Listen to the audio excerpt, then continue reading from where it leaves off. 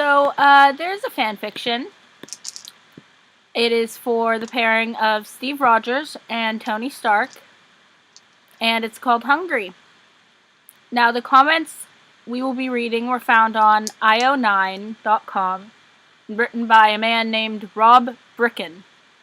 Now, anybody who comes up and, tells us, oh, don't hate people, everyone has to start somewhere. Yes, they do. However, I feel it necessary to warn you beforehand, this contains fantasies of cannibalism and necrophilia. You have to start somewhere, but you shouldn't start there. Now let us begin. Kefra here, my lovely assistant, will be reading the actual story. Eugene. This is Eugene. She will be reading the actual story, and my name is Eugenia, and I will be And I will be reading the comments found on IO9. Let us begin. Oh, before we go, this fic was written by, I think, Stony22 is the name. I may be incorrect. Yes, it is. It's Stony22. Stony22. So, go ahead. You can be in charge of scrolling. Tony, what's the next step for this pumpkin cookie recipe? Steve asked politely as he cracked a large white egg into a small red bowl containing a stick of butter, sugar, and cinnamon.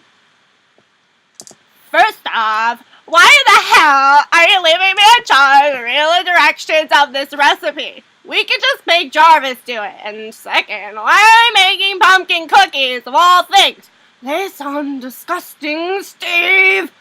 Tony responded sassily as he leaned against the counter and examined the directions closely.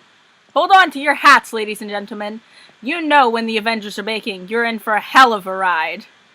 I thought this would be good for us, Tony. With all of the missions you've been going on lately, I thought it would be nice for us to just relax and make some dessert together. Besides, it's Halloween and there's nothing like festive sweets to start the day off right. The super soldier answered with a smile before pressing a tender kiss to his lover's cheek as he picked up the bowl and began to stir its contents together with a large wooden spoon. Remember how we saw the wrecking crew tear through the elementary school yesterday, killing hundreds of children? These cookies are going to make it all better. But King has just invaded New York City and I said cookies first! Fine, I get it.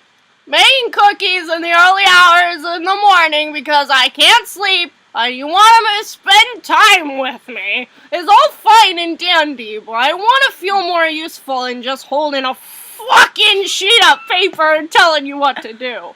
I need to be a little more hands-on than this, Cap, if you know what I mean. The genius replied with a smirk as he moved from the counter, got behind Steve, and teasingly grabbed the larger man's pecs and squeezed them as if they were a woman's breast. I assume this means Tony yelled, honka honka, when he copped his feel. Tony, you know I don't like when you do the whoops! Steve exclaimed as he lost his grip on the bowl, causing the not yet blended mixture to spill all over himself and on the floor. You're so clumsy and all that! Let me get you to a... Oh, the genius began to say, but he forgot... Stop it! But he forgot how to form words when he turned Steve around and saw the mess. Isn't this how Civil War began? I'm crying. The egg, sugar, and butter mixture was plastered all over Steve. It covered the front of his baby blue t-shirt. The gooey, runny egg yolk ran down and stopped at the crotch of his blue and white striped pajama bottoms, and a little bit of the mixture flew up onto the blonde's lower lip and chin. Tony's cock sprung to full attention at the sight of his lover covered in the sticky, sugary mess, and he panicked. If you guessed this isn't the last sticky mess you'll be reading about in this story, congratulations. Here's a towel, Steve. I'm going to go up to my lab for a little bit. You just gave me the best idea. Just get yourself cleaned up and let me know when you're done. God damn it, finished. And if I feel like it, we can continue this little bonding experience. Hey, no, you can say done if it's in dialogue. Okay. You can do whatever the fuck you want with grammar and dialogue. Fine. Continue. The genius said quickly as he grabbed a hand towel from the top drawer of the counter, threw it to Steve, and rushed out of the room before the blonde even knew what was going on. You really have to go to your lab now? You're kidding me? The blonde exclaimed in frustration as he wiped up the mess from his shirt, but Tony didn't hear him. He was already in the elevator heading down to his lab. You do not leave a man in the middle of baking cookies, soldier! Fuck! I thought I was over this by now. What's gotten into me? Shit, I worked on this for years, and it didn't make one hell of a difference. God, why does he have to look so fucking good when he's covered like that? It makes me think about how good I'd look if it was pieces of me on his... No, I will not think about him like that. I beat this thing and it's over. There's nothing appealing about the image, not at all. Tony tried to convince himself, but his right hand unconsciously pulled his black pajama pants down, released his cock from its cotton prison, and stroked it at a fast, unsteady pace. Before the thick, shiny metal doors of the elevator opened, the genius came harder than he had when Steve fucked his convincingly lifeless body during their Satisfy Steve's Necrophilia fetish days. Well, all right then. I suppose I should mention that this isn't just a bit of terrifying background that the author has inserted for color. It's a reference to an earlier story he wrote in which, wait for it, Captain America likes fucking dead people, and Iron Man obliges by taking an ice bath for 5 minutes and applying a bit of makeup to look and feel like a corpse. I would think that the genius billionaire inventor might have figured out a less low-tech way of fulfilling Steve's fetishes, but that seems kind of a petty inaccuracy when the story also features Captain America masturbating to pictures of corpses on the internet. The brunette's semen spurted out of his dick and onto the cold metal, but before he could wipe it away, the doors opened.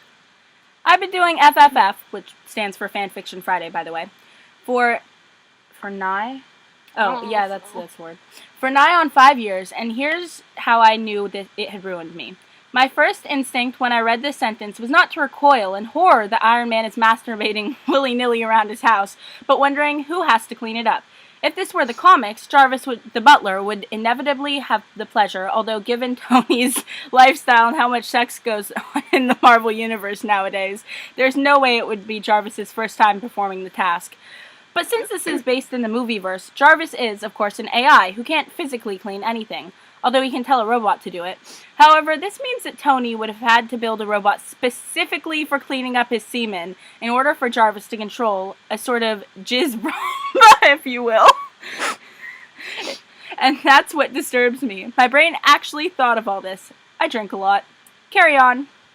Tony slowly pulled his pants over his oversensitive post-orgasm member and walked out of the elevator and wiped the sweat away from his brow. He entered a code onto a keypad, did a facial recognition scan, and was granted access to his lab. Tony, feeling frustrated and ashamed with himself for his lack of resolve, sat down on a black stool next to his workbench and put his head in his strong, calloused hands, praying that the desire would pass. I hope Tony's okay. That's not like him to walk away like that. Who am I kidding? Of course that's normal Stark behavior. Heck, sometimes when we're making love, he gets some crazy, harebrained idea for some new invention and just gets up and goes off to his lab. But he seemed like he was in shock. Maybe I did something wrong? Then again, he might actually be working on something. This is the perfect time to ask Jarvis what Tony's doing. It'll get him back for looking through my internet history and finding out about my necrophilia fetish, Steve thought to himself as he put on a clean, freshly laundered white t-shirt and tossed the food-covered blue shirt in the hamper next to their closet in their bedroom. A run-on sentence if I've ever fucking seen one. Sorry, that was my comment. Did you think I was making up Cap's Google image search for corpses? Nope. That's one of the rules on FFF. I don't lie, I merely report. The depravity and insanity stands on its own. Jarvis, can you give me a video feed of Tony in his lab? I want to know what he's up to. Steve asked kindly as he swiftly removed his egg-stained pajama bottoms. Captain Rogers, I do not think it is acceptable to spy on him. If you want to know what he is doing, I suggest that you go and talk to him, Jarvis responded, sounding almost chiding in his reply. You allowed him to look through my browsing history on Mozilla, So I think it's only fair if you help me get even. Now please do what I asked and send it to my Stark phone, the blonde commanded as he put on a pair of gray sweatpants before walking over to the brushed metal nightstand and to pick up his smartphone. First of all, Captain Rogers, it is not my job to delete your browsing history after you finish jerking it, nor is it my responsibility to teach you how to use private browsing. Second of all, you're the necrophiliac here. Let's not pretend that you're holding the moral high ground here, okay? Yes, sir. After this, I will no longer be assisting you or Master Stark in looking through each other's private information, Jarvis answered before sending a live stream of Tony and his lab to Steve's phone. Because you're all fucking gross, the AI added. The blonde stared at the screen, completely wide-eyed as he watched his fiancée. Oh, they actually spelled fiancé I know right. they do the double E because that's for females. Oh, bugaboo!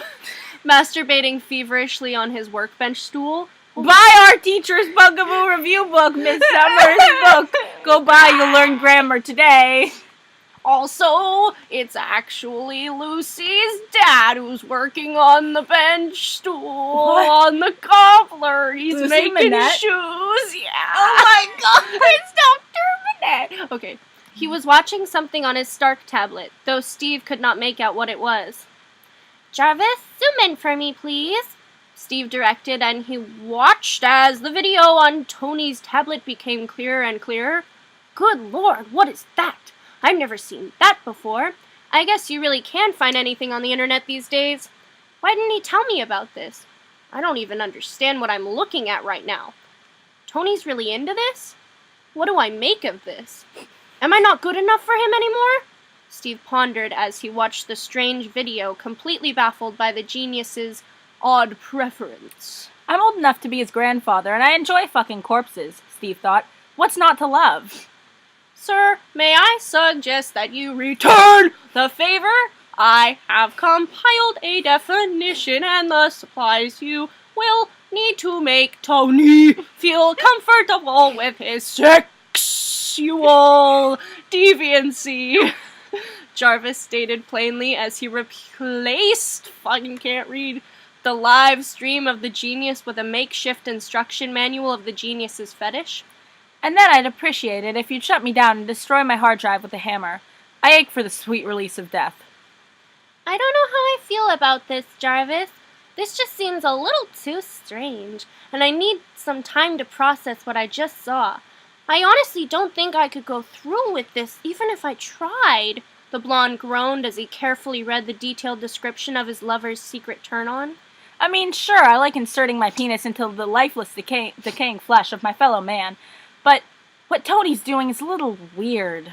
Captain Rogers, I would like to point out that Mr. Stark did not hesitate to please you when he discovered that you were a necrophiliac, the AI said in an attempt to knock some sense into Steve. You should join Black Veil Brides. Necrophiliac! Touché, my electronic friend. Yes, Jarvis! You've really opened my... No, dude, that's fucking mine. You're up there. You're here. Fucking you need to suck my cock for free plus $50. Here, why don't we'll do outtakes from this? Okay. Just a couple. Okay. Touché, my Who's saying electronic this? friend. Okay. Really? I guess I really didn't think about that. He only had a few hours to pull that off, and I can't imagine how difficult it was for him. Oh. You know, you make a great point. As much as this disturbs me and I don't understand it, the least I can do is give it a try, Steve admitted softly to himself as he scrolled down to the section of the list with the heading, Supplies. Gee whiz, maybe I should get Bucky to help me with it. Sorry. It's also me. Yes, Jarvis, you really opened my eyes to the idea of being a generous lover and reciprocating sexual pleasure. It's funny, I'm a man, and you're the magic computer voice thing, and yet you're the one who's just taught me a little bit about being human. Yes, sir, although I can't help but think this would perhaps be a more heartwarming experience if you hadn't been masturbating to pictures of Cambodian death camps a few hours ago. Everything that you will need is located in the tower, Captain Rogers. They are in the garage and kitchen, and the items should not be difficult to locate. If you need any assistance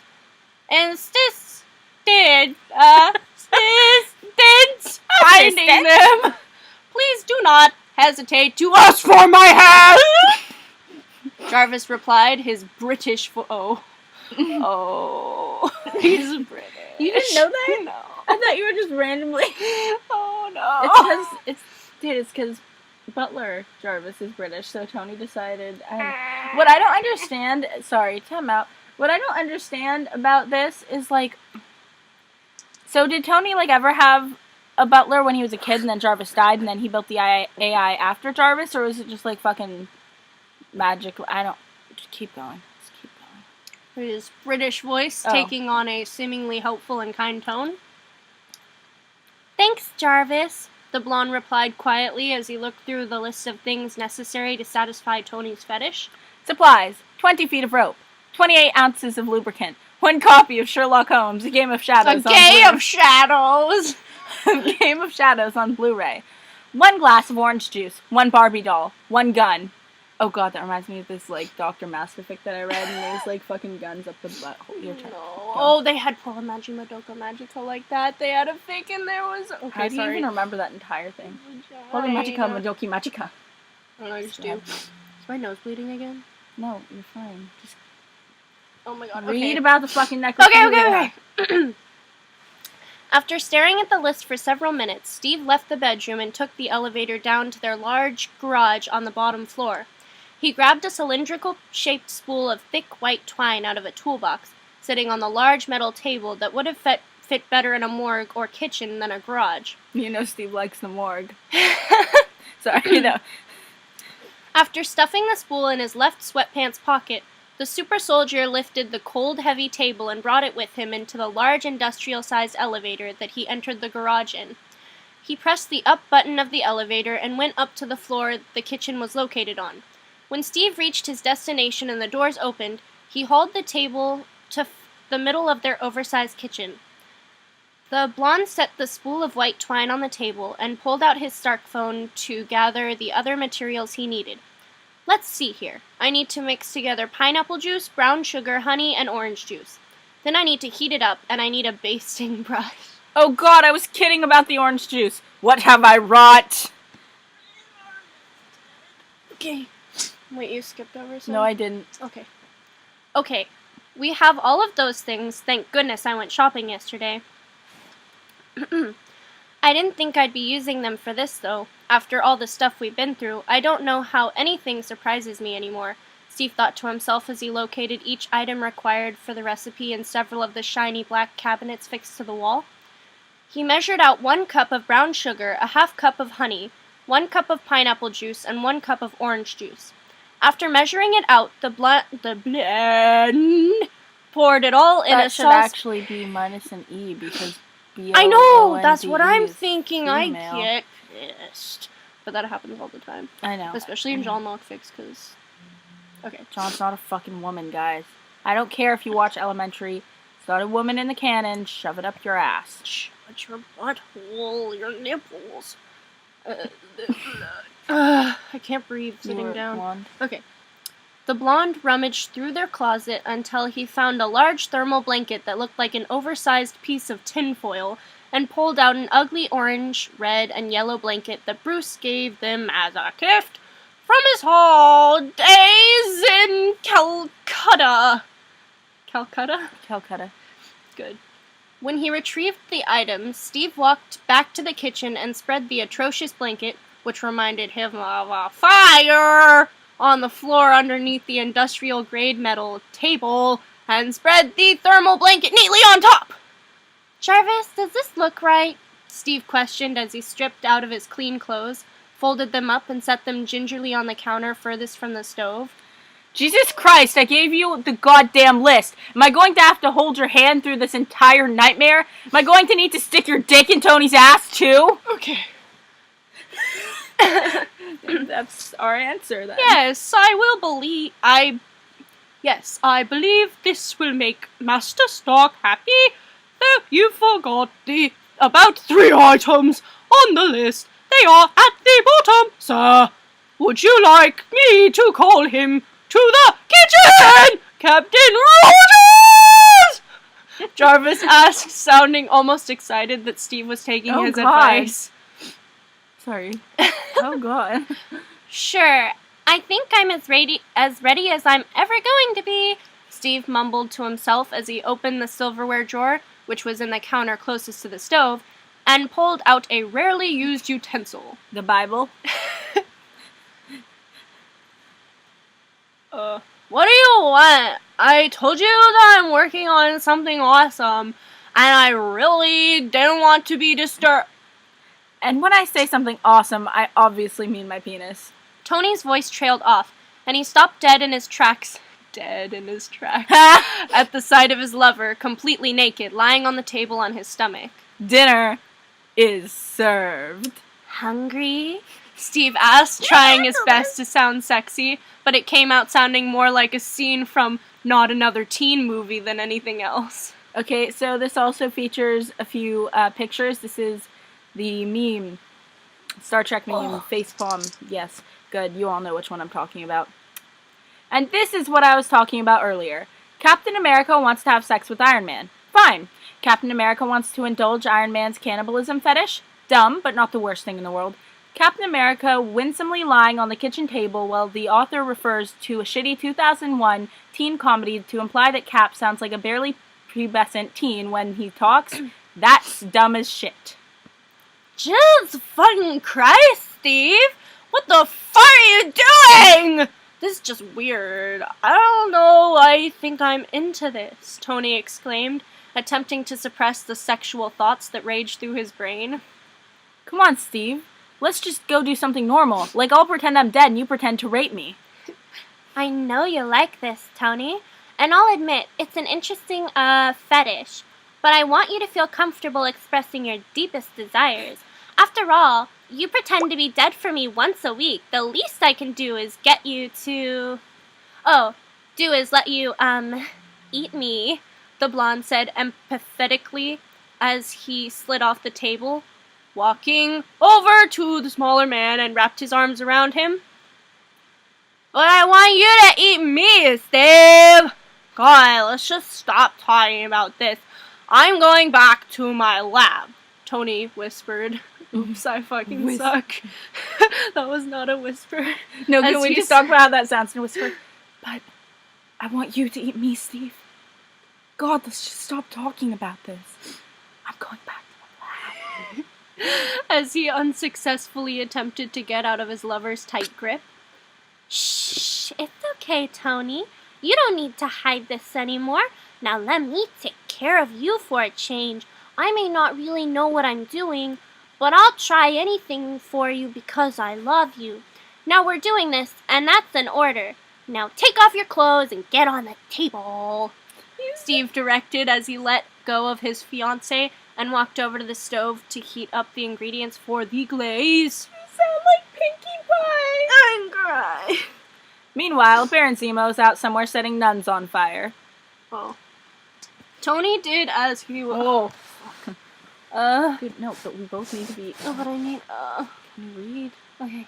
Tony did as he was told and nervously shuffled over the metal table and laid down on his stomach. The thermal blanket warmed up his body at a rapid pace, and he imagined himself slowly roasting in a fire. The genius's dick twitched in excitement at the thought, and as he closed his eyes and engulfed himself in his fantasy world, Steve unraveled the spool of twine and began to wrap the smaller man's body up with it. The blonde was almost... What? Trying to show that I'm 100% done. The blonde was almost phenomenal when it came to using rope creatively, and he tied up Tony as if he were a ham being prepared for the holiday season. You're going to be such a delicious piece of meat when I finish preparing you, Steve whispered in his lover's ear before grabbing an apple from the fridge and placing it in the genius's mouth. Wait. Is Tony supposed to be a ham or an entire roast pig? because hams don't have apples stuck in their mouths. Sir, I doubt the verisimilitude of your Avengers cannibal fuck story. Steve moved back over to the fridge, grabbed the warm pan by its handle, and the glaze brush sitting on the counter next to the stove. He dipped his brush in the brown sugar honey glaze and basted Tony in painful, slow, neat strokes. The super soldier viewed his fiancée's body as a canvas, and he could paint him however he pleased, although under strange circumstances. Chances that Steve painted a Calvinesque version of himself pissing on a swastika? 85%. With each application of the warm glaze, the genius moaned in delight, though it was muffled by the apple in his mouth.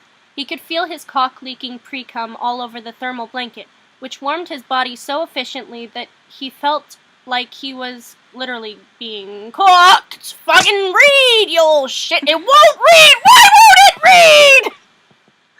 Sorry. God. Okay. God damn it, Tony. The recipe doesn't call for your ejaculate. You're going to ruin this casserole. My favorite line. Your skin feels so warm. I'm going to have to take your temperature. So make sure the meat's just right for eating. Steve whispered lustily into his partner's ear before grabbing a small meat thermometer with a smooth, dull tip from the countertop. And now it's time to tenderize the meat, whispered Steve as he grabbed the crowbar from behind the counter. He popped open a bottle of lube, and spread it on the length of the thermometer and then onto his fingers. After applying a copious amount, Steve set the bottle back down on the countertop, sauntered back to his prized ham laying on the prep table, and shoved his left index finger inside of Tony, making sure to prepare him for the meat thermometer that would soon replace his finger. Shouldn't that be the other way around? Unless has a really tiny finger, Tony owns a giant motherfucking meat thermometer. Well, I think that you're the perfect temperature. Perfect for eating, I'd say, the blonde stated with a grin as he licked the glaze off of the smaller man's body, moving from the genius's neck down to his ass cheeks. If you don't cook your alcoholic superheroes at least 165 degrees, the alcohol doesn't burn away and you run the risk of getting drunk. Steve sunk his teeth into the tender flesh of Tony's ass, making sure to bite hard enough to make the genius bleed. God damn, my arms hurt like shit. I might debate the use of the term genius at this point, but let's just keep going. Is that... okay. Oh my god.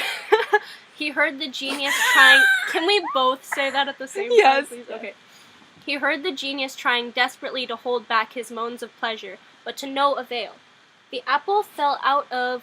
fucking shit. The apple fell out of Tony's mouth as Steve bit into his left ass cheek for the 4th time, and he cried out in a mixture of pain and pleasure from the nip. Fuck you, Steve! Tony whimpered quietly as he pushed his ass up as far as his twine restraints would allow. Wait, so he's whimpering it quietly? So like... Fuck your head, No. Fuck your ham, Steve. Okay, here's the meme of head exploding. Here's a game longtime readers of FFF like to play. The game is to take the most bizarre phrases from an erotic fanfiction, e.g., fuck your ham, Steve, and then yell it with no explanation or context the next time you're having an intimate moment with your partner. If he or she is still willing to have sexual relations with you afterwards, you win. Fuck your ham, Steve! Okay. Oh, can you imagine, like, oh god, they're gonna be so hot. Say it again. It's like, Oh my god. go ahead. Okay. Steve promptly removed the thermometer from Tony's asshole, grabbed a knife from the counter, and cut the twine that kept the genius's legs close together. He lifted up Tony's body until he was lying face down, ass up, and carefully got on the industrial-strength table, praying it could hold his weight. Luckily, it was a well-constructed table, so the super soldier had little to worry about. Well, thank God! I was on the edge of my seat worried if the table was structurally sound enough to handle Cap playing the world's most terrifying version of This Little Piggy on it. He smeared the remaining lube he had on his fingers onto his large, thick cock and slowly pushed himself inside of Tony. So I guess he's been preparing. Puts on sunglasses. A bone-in ham. Yeah! You look so delicious right now. Perfect for a special occasion. I could serve you up to everyone right now and they'd all want a nice thick slice of your glazed skin. Really? Would they, Steve? I call your ass meat, though. No one else can have that, ever. Steve moaned as he bent down and licked the glaze from Tony's back and sank his teeth into the delicate skin. Because I'm going to put your ass meat in the fridge and save it to make sandwiches tomorrow. If you know what I mean. Tony screamed as his orgasm raged through him, dousing their emergency thermal blanket in sticky, salty semen. The muscles of his ass tightened around Steve's cock as he came, and seconds later Steve came inside of Tony with so much force that his body shook as if he were having a seizure. This story is really freaking me out. I've been on foodnetwork.com for the last hour and I can't find a single recipe that matches this. I'm not finished eating you just yet.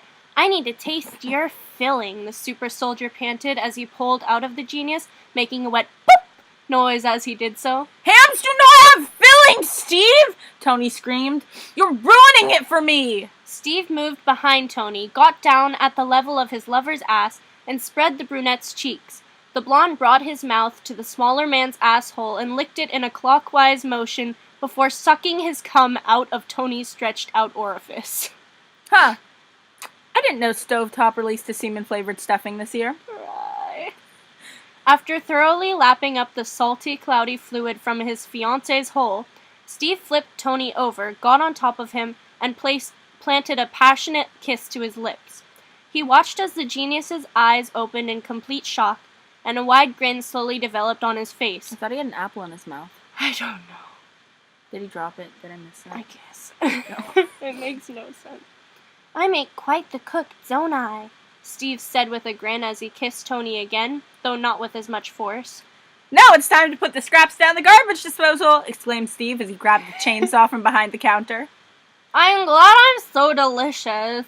You know I don't like Chinese food, the genius replied with a smirk as he watched Steve's brow furrow in confusion. You mean untrustworthy and yellow? What? I'm from the 40s. Chinese food? The blonde questioned as he looked longingly into Tony's beautiful dark brown eyes, pondering what the genius could have meant by that statement. Yeah, I'm exactly like Chinese food.